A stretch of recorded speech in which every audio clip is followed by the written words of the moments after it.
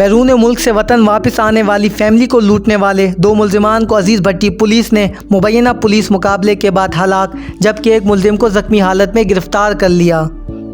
SSP east Abdur Rahim शराजी के मुताबिक अजीज़ भट्टी police ने दौरान गश्त मशकूक कार को रुकने का इशारा दिया, जिस पर मुलजिमान ने रुकने के बजाय पुलिस पर फायरिंग करते हुए मौके से फ़रार होने की कोशिश की। पुलिस की जवाबी फायरिंग से 2 मुलजिमान यासीन और जैसी मौके पर ही हलाक हो गए, जबकि एक मुलजिम अली अमजद को पुलिस ने ज़ख्मी हालत में गिरफ़्तार कर लिया।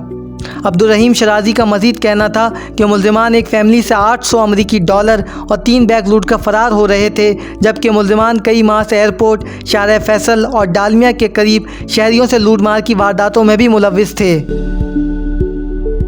शाहराह नूरजहां पुलिस ने बैनुल सूबाई मंशियात फ़रोश गिरोह के सरगना कामरान खान वल अब्दुल वकील को गिरफ़्तार करके मुलजिम के कब्ज़े से लाखों रुपए मालियत की 6 किलो चर्स और 1.5 किलो आइस बरामद कर ली।